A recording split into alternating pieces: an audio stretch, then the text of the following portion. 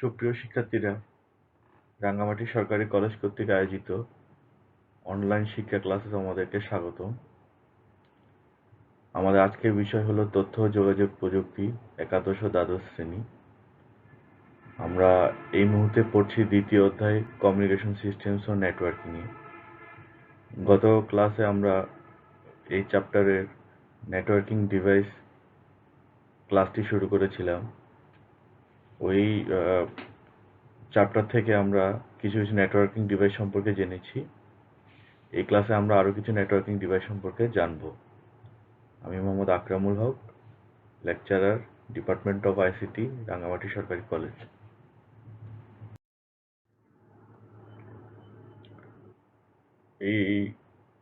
এই স্লাইডে আমরা দেখতে পাচ্ছি কিছু নেটওয়ার্কিং ডিভাইস।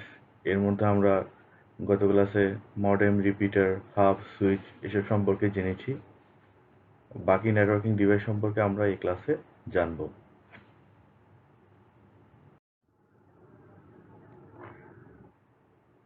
আজকে আমরা শুরু করব প্রথমে নেটওয়ার্কিং ডিভাইস রাউটার নিয়ে। রাউটার টার্মটা এখন বেশ কমন বলতে পারা যায়, কারণ ব্রডব্যান্ড ইন্টারনেটের সহজলভ্যতার কারণে আমরা যে ওয়াইফাই কানেকশন দ্বারা সবার সাথে যুক্ত হয়ে ইন্টারনেট পাই, সেক্ষেত্রে রাউটারের অনেক বড় একটা ভূমিকা রয়েছে। তো রাউটার এক ধরনের একটি বুদ্ধিমান ডিভাইস, ইন্টেলিজেন্ট ডিভাইস বলা যায়, যা একই প্রোটোকল বিশিষ্ট দুই বা ততোধিক নেটওয়ার্ককে সংযুক্ত করতে পারে। এই যে এখানে দেখছো টিপি-লিঙ্ক ব্র্যান্ডের একটি রাউটার, যার দুটো অ্যান্টেনা রয়েছে। এরকম 2টি, 3টি, 4টে, 5টি এরকম অসংখ্য অ্যান্টেনাওয়ালা রাউটার দেখতে পাওয়া যায়, বাজারে কিনতে পাওয়া যায়। যে রাউটারের অ্যান্টেনা বেশি হবে, তার নেটওয়ার্কের বিস্তৃতি পাওয়ার ক্ষমতা বেশি হয়ে থাকে। এই যে দেখো রাউটারকে কিভাবে কানেকশন দেওয়া হয়। এখানে রাউটারের পিছন সাইডে কতগুলো বাটন এবং প্লাগ ইনের পোর্ট রয়েছে। যেমন রিসেট বাটন হচ্ছে কখনো রাউটার যদি কাজ না করে রিসেট বাটন পুশ করে রাখলে এটা আবার পুরো সিস্টেমটা আবার রিসেট করে নতুনভাবে অন হয়। ইন্টারনেট লাইন কানেকশন দেওয়ার জন্য একটি RJ45 এর প্লাগ রয়েছে। বাকি পোর্টগুলো থেকে তোমরা ইন্টারনেটের লাইন নিয়ে এমনি নর্মাল কেবল লাইন নিয়ে, ইন্টারনেট লাইন তো অলরেডি দেওয়া আছে, কেবল লাইন নিয়ে তোমাদের পিসির সাথে কানেক্ট করলে ইন্টারনেট সংযোগ ঘটে থাকবে। এদিকে একটি পাওয়ার বাটন আছে। এখানে বিদ্যুতের কানেকশন দেওয়ার জন্য পাওয়ার বাটনটি ইউজ করা হয়। পাওয়ার কানেকশন এখানে দেওয়া হয়।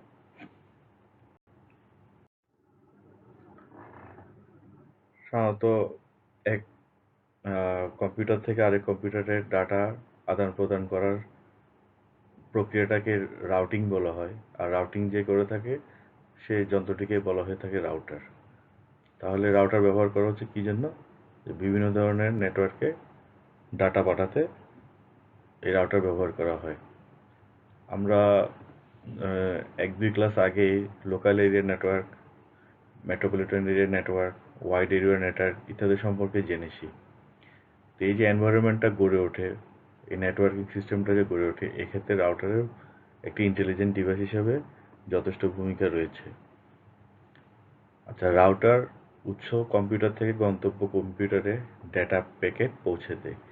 এই ডেটা প্যাকেট বলতে ডাটা গুচ্ছ বা ডাটার ব্লক বোঝানো হয়ে থাকে, যেভাবে ডাটা এক জায়গা থেকে আরেক জায়গায় এভাবেই প্রবাহ ঘটে থাকে এর। আর রাউটার ডাটা পাঠানোর জন্য সাধারণত ক্ষুদ্রতম পথ বা যে শর্টেস্ট পাথ রয়েছে তা সবসময় খোঁজার চেষ্টা করে, এবং ওই শর্টেস্ট পাথ দিয়ে ডাটাটা তার গন্তব্য কম্পিউটারে পৌঁছে দিতে চেষ্টা করে।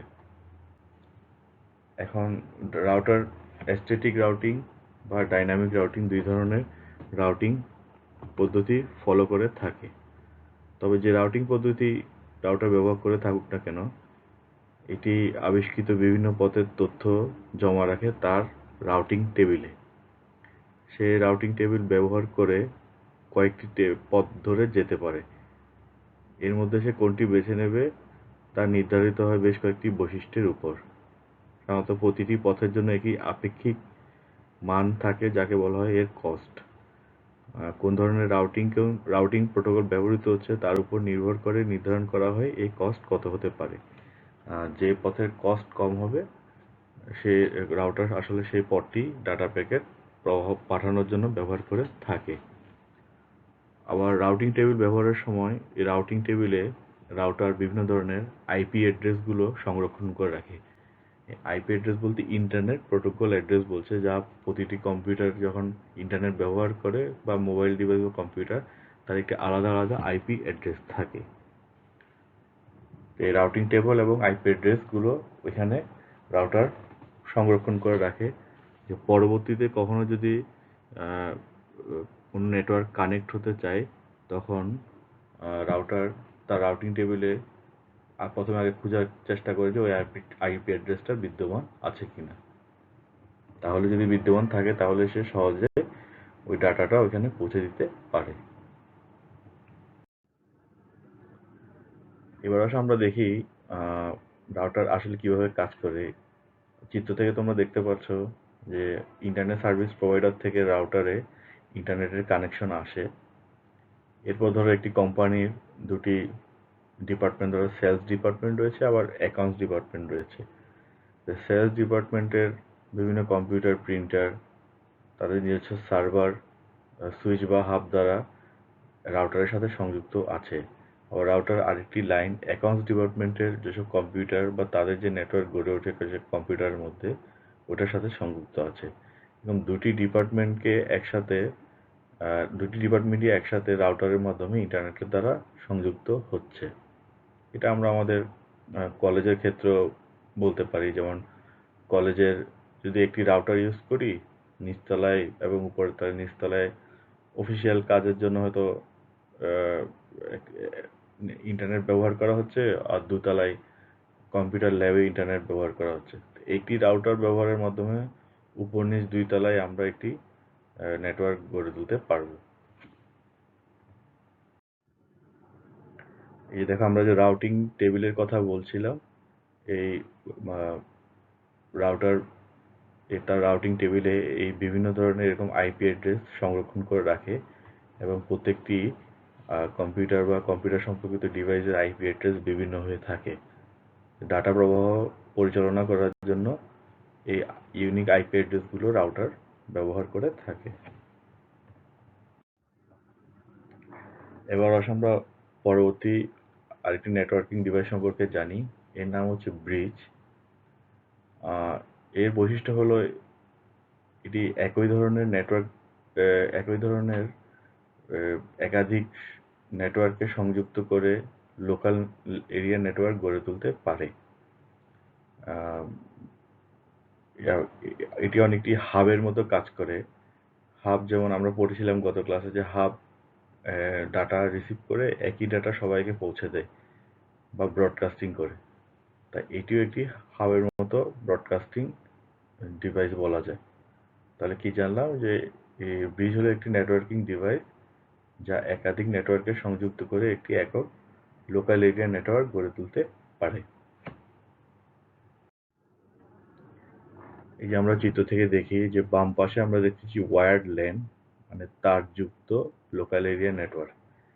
মানে এখানে হচ্ছে যে আমরা যে কটা কম্পিউটার ডিভাইস রয়েছে বাম পাশে, সবগুলো তার দিয়ে সংযুক্ত সুইচ বা হাবের সাথে, যেটি আবার ব্রিজের সাথে কানেক্টেড। এই ব্রিজে ইন্টারনেট লাইন এসে সংযুক্ত হবে। আবার ডান পাশে আমরা দেখছি তারবিহীন লোকাল এরিয়া নেটওয়ার্ক, যেখানে দেখো যে ওই নেটওয়ার্কে যেসব কম্পিউটারগুলো রয়েছে তাদের তার নেই, তারা হচ্ছে ওয়্যারলেস। তারা ওয়াইফাইয়ের সাথে সুইচের সাথে কানেক্টেড, এবং সুইচ ব্রিজের সাথে কানেক্টেড, যেখানে ইন্টারনেট লাইন এসে যুক্ত হয়েছে।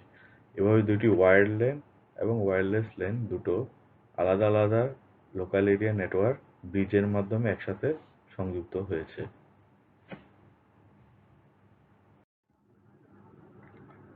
ব্রিজের কিছু প্রকারভেদ রয়েছে, এদেরকে আসলে প্রধানত 3 ভাগে ভাগ করা যায়। প্রথমটি হচ্ছে লোকাল ব্রিজ, যে ধরনের ব্রিজগুলো সরাসরি লোকাল এরিয়া নেটওয়ার্কের সাথে সংযুক্ত হয়।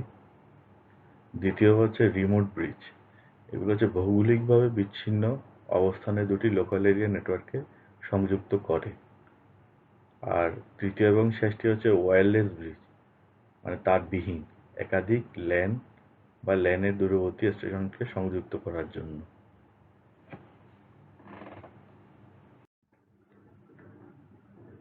এবার আসলে আমরা একটি পরের নেটওয়ার্কিং ডিভাইস সম্পর্কে জানি।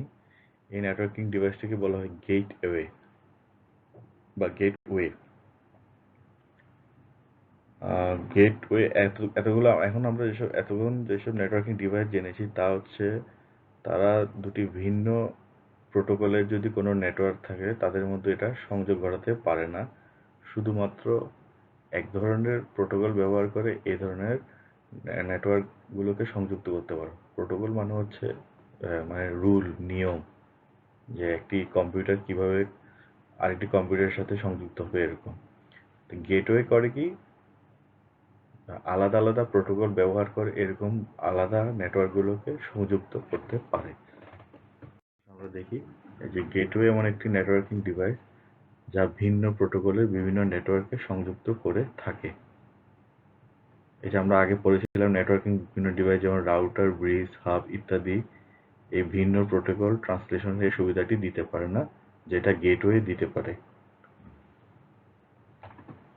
যেমন আবার গেটওয়ে সমস্যা হচ্ছে এটি একটি ধীরগতির, ব্যয়বহুল এবং কনফিগারেশন জটিল প্রকৃতির নেটওয়ার্কিং ডিভাইস। এই দেখো দুটি ভিন্ন প্রোটোকল আইপি অ্যাড্রেস এবং প্রোটোকল বিশিষ্ট দুটি নেটওয়ার্কে গেটওয়ে কিভাবে সংযুক্ত করে দিচ্ছে। এর পরের উদাহরণটি দেখালে আরেকটু ভালো বুঝবে। এই যেমন দেখো বাম পাশে যেটা দেখছি আমরা, এটা হচ্ছে এসএনএ নেটওয়ার্ক। এসএনএ মানে হচ্ছে সিস্টেমস নেটওয়ার্ক আর্কিটেকচার। এই ধরনের নেটওয়ার্ক প্রোটোকল আইবিএম কোম্পানি ব্যবহার করে থাকে। আর আমরা ডান পাশে দেখছি নেটওয়্যার নেটওয়ার্ক, যেটা যে প্রোটোকলটা নোভেল কোম্পানি ব্যবহার করে থাকে। এটাকে আইপিএক্স নেটওয়্যার প্রোটোকল বলা হয়ে থাকে। এখন দুটি ভিন্ন ভিন্ন প্রোটোকলের কম্পিউটার নেটওয়ার্ক এই যে গেটওয়ে যে নেটওয়ার্কিং ডিভাইস আছে মাঝখানে, এটির মাধ্যমে সংযুক্ত হতে পারবে। নিজেরা একজন আরেকজন দুই নেটওয়ার্কের ডেটাকে দুজনের কাছে বোধগম্য করে তুলতে পারবে, যেটা অন্য নেটওয়ার্কিং ডিভাইস দিয়ে সম্ভবপর হচ্ছিল না।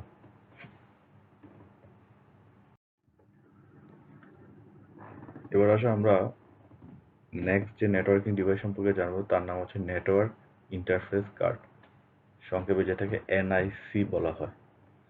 এনআইসি দুই রকম হতে পারে, ওয়্যার্ড এনআইসি এবং ওয়্যারলেস এনআইসি, মানে তারযুক্ত এবং তারবিহীন। চিত্রে এটা যেটা দেখতে পাচ্ছ এটা হচ্ছে তারযুক্ত ওয়্যার্ড। এটা আমরা যেরকম তোমাদের ল্যাপটপ বা ডেস্কটপ কম্পিউটারে সিডি ড্রাইভ যেরকম থাকে, এটা অনেকটা এরকম বিল্ট ইন অবস্থায় কম্পিউটার বা ল্যাপটপের সাথে লাগানো থাকে। এই যে দেখতেছে বাম পাশে ইথারনেট পোর্ট বলে একটি পোর্ট রয়েছে, যেখানে RJ45 যে কানেক্টর রয়েছে ইন্টারনেট লাইনে, সেটা এখানে এসে কানেক্ট করতে হয়, তাহলে ইন্টারনেট কানেকশন পাওয়া যায়। আর আমরা ওয়্যারলেস নেটওয়ার্ক ইন্টারফেস কার্ডের ক্ষেত্রে দেখি, এই যে দেখো ওখানে এই যে ছবিগুলো দেখতে পাচ্ছ, এখানে দেখবে কোনো RJ45 কানেক্টরের ওরকম পোর্ট নেই, তার বদলে এখানে অ্যান্টেনার মতো কতগুলো যন্ত্র রয়েছে, যেগুলো ওয়্যারলেস নেটওয়ার্ক ইন্টারফেস কার্ডের একটি অন্যতম বৈশিষ্ট্য। এই যে ইন্টারফেস শব্দটি আমরা ব্যবহার করছি, ইন্টারফেস শব্দটির মানে হচ্ছে পয়েন্টস অফ ইন্টারকানেকশন।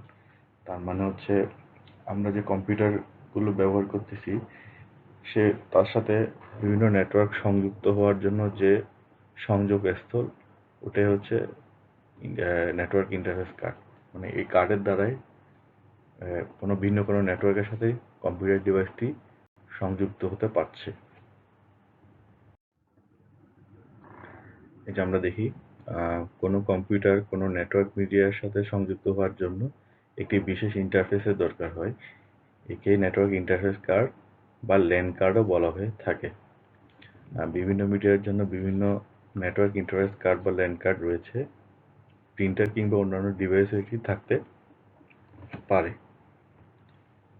আচ্ছা, আমরা গত ক্লাসে পড়েছিলাম যে হাব হাব যে নেটওয়ার্কিং ডিভাইস আছে তা যে ডাটাটি পায় তার সব ক্লায়েন্টের কাছে সেই একই রকম ডাটা পৌঁছে দিয়ে আসে। কিন্তু সুইচ ওই ডাটা প্রেরণের ক্ষেত্রে মিডিয়া অ্যাক্সেস কন্ট্রোল বা ম্যাক অ্যাড্রেস ব্যবহার করে থাকে। ম্যাক অ্যাড্রেস ব্যবহার করলে কি হয় যে শুধুমাত্র যে গন্তব্য ডেস্টিনেশন কম্পিউটার রয়েছে, টার্গেট কম্পিউটার, শুধুমাত্র তার কাছে ডাটা পৌঁছে দেওয়া হয়, অন্যদের কাছে ডাটা পৌঁছানো হয় না। এক্ষেত্রে নেটওয়ার্কের ইন্টারফেস কার্ড কি করে, প্রতিটি নেটওয়ার্ক কার্ডে 48 বিটের একটি বিল্ট ইন ফিজিক্যাল অ্যাড্রেস রয়েছে, যেটাকে আমরা ওই ম্যাক অ্যাড্রেস বলছি, মিডিয়া অ্যাক্সেস কন্ট্রোল। এই ম্যাক অ্যাড্রেসের মাধ্যমে এক কম্পিউটার একটি কম্পিউটারের সাথে যোগাযোগ রক্ষা করে চলে।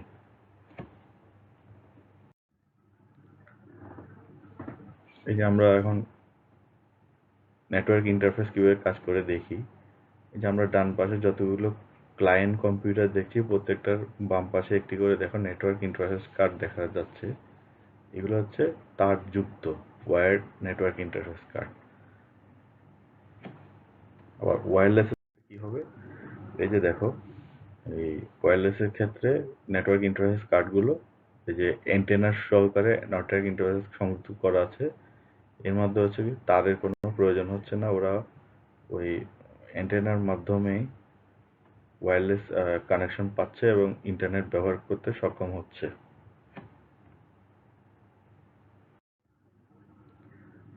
আচ্ছা, আমরা বিগত 2 ক্লাসে অনেকগুলো নেটওয়ার্কিং ডিভাইস সম্পর্কে আলোচনা করলাম।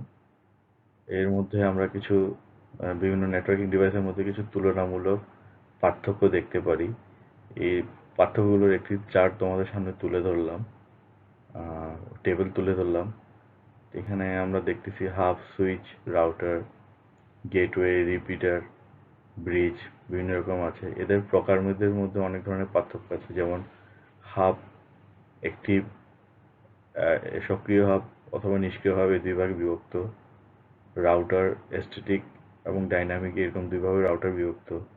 আবার ব্রিজ 3 ধরনের হয়ে থাকে, local bridge, remote bridge, wireless bridge ইত্যাদি। আবার সুইচ, গেটওয়ে, রিপিটার এদের কোনো আলাদা প্রকারভেদ নেই। এতে গতির মধ্যেও তারতম্য দেখা যায়, যেমন হাব এবং ব্রিজের গতি তুলনামূলক কম, স্পিড কম হয়ে থাকে, কিন্তু সুইচ, রাউটার, গেটওয়ে, রিপিটার এদের স্পিড বেশি হয়ে থাকে।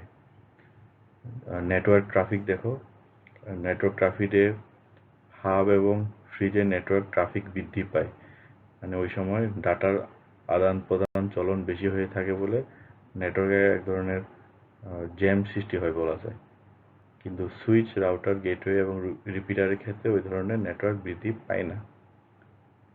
বাজারে এইসব নেটওয়ার্কিং ডিভাইসের মধ্যে হাবের দাম সবচেয়ে কম হয়ে থাকে, মূল্য এটার কম, কিন্তু switch, router, gateway, repeater, bridge এগুলোর মূল্য মোটামুটি বেশি। ডাটা সংঘর্ষের সম্ভাবনা হাবের ক্ষেত্রে থাকে না, রিপিটারের ক্ষেত্রেও থাকে না, কিন্তু বাকি সুইচ, রাউটার, গেটওয়ে এবং ব্রিজের ক্ষেত্রে এর সম্ভাবনা থাকে। ডাটা ফিল্টারিং আমরা পড়েছিলাম। ডাটা ফিল্টারিং কি? ডাটা ফিল্টারিং হচ্ছে অনাকাঙ্ক্ষিত ডাটাকে অপসারণ করা, যেটা হাব করতে পারে না, মানে হাবের দ্বারা সম্ভব নয়, কিন্তু switch, router, gateway, repeater, bridge এগুলো সবগুলোই ডাটা ফিল্টারিং করতে পারে। এই সবগুলো ডিভাইসই নেটওয়ার্কিং ডিভাইসই মাল্টি পোর্ট, মানে পোর্ট অনেকগুলো, তো এর মধ্যে হাবের পোর্ট সংখ্যা কম হয়ে থাকে, কিন্তু switch, router, gateway, repeater, bridge সবগুলোর পোর্ট সংখ্যা বেশি হয়ে থাকে। তাছাড়াও এই নেটওয়ার্কিং ডিভাইসগুলোর বিভিন্ন ধরনের সুবিধা অসুবিধা রয়েছে, যা আমরা বিভিন্নভাবে আলোচনা করেছি। তোমরা এখান থেকে দেখে নিবে এবং বই থেকেও পড়ে নিবে। এবার আসলে আমরা নেটওয়ার্কের কাজ সম্পর্কে জানি। নেটওয়ার্কের কাজগুলোকে আসলে প্রধান এই 3 ভাগে ভাগ করা যায়, যে আমরা নেটওয়ার্কিং ব্যবহার করে কীভাবে রিসোর্স, ইউজার এবং সিকিউরিটি ম্যানেজমেন্ট করতে পারি। আসলে নেটওয়ার্কের প্রধান কাজটা কি? প্রধান কাজটা হচ্ছে বিভিন্ন কম্পিউটারের মধ্যে তথ্য আদান প্রদান করা। তাছাড়াও কম্পিউটারের সাথে যুক্ত অন্যান্য যন্ত্রপাতি যেমন প্রিন্টার, মডেম ইত্যাদি অন্য কম্পিউটার থেকে ব্যবহার করা যায়। এতে কম খরচ বেঁচে যায়, সময়ও কম বাঁচে। তারপর নেটওয়ার্কভুক্ত কম্পিউটারের মধ্যে থাকা বিভিন্ন সফটওয়্যার, ফাইল অন্যান্য কম্পিউটার থেকে শেয়ার করা যায়। নেটওয়ার্কিং সুবিধা কাজে লাগিয়ে একটি কেন্দ্রীয় স্টোরেজ মিডিয়া বা সার্ভার ক্লায়েন্ট যাবতীয় তথ্য সংরক্ষণ করতে পারে। নেটওয়ার্কে সংযুক্ত হয়ে আমরা ঘরে বসে অফিসের অনেক কাজ করতে পারি, পড়ালেখা করতে পারি। এটা হচ্ছে যে ইউজার হিসেবে এটা আমরা আমাদের অনেক বেনিফিশিয়াল হয়ে থাকি। আর রিসোর্সে তো আমরা দেখলাম যে আমরা অনেক ধরনের ডিভাইস সাইমালটেনিয়াসলি ইউজ করতে পারছি। তাছাড়াও এই যে সিকিউরিটির ক্ষেত্রে আমরা বিভিন্ন পাসওয়ার্ড দিতে পারি যাতে আমাদের নিরাপত্তা নিশ্চিত হতে পারে। পাসওয়ার্ড দিয়ে বিভিন্ন জায়গায় নেটওয়ার্কে বিভিন্ন জায়গায় কন্ট্রোল করা যায়। যে কেউ অন্য কোনো ব্যবহারকারী আমাদের নেটওয়ার্কে প্রবেশ করতে পারবে না। তাহলে নেটওয়ার্কের প্রধান কাজটা কি হলো যে সময় অর্থ সাশ্রয় করে আমরা বিভিন্ন কম্পিউটারের মাঝে তথ্য আদান প্রদান করা সহজে নিরাপত্তার সাথে তথ্য আদান প্রদান করাটাই হচ্ছে নেটওয়ার্কের প্রধান কাজ।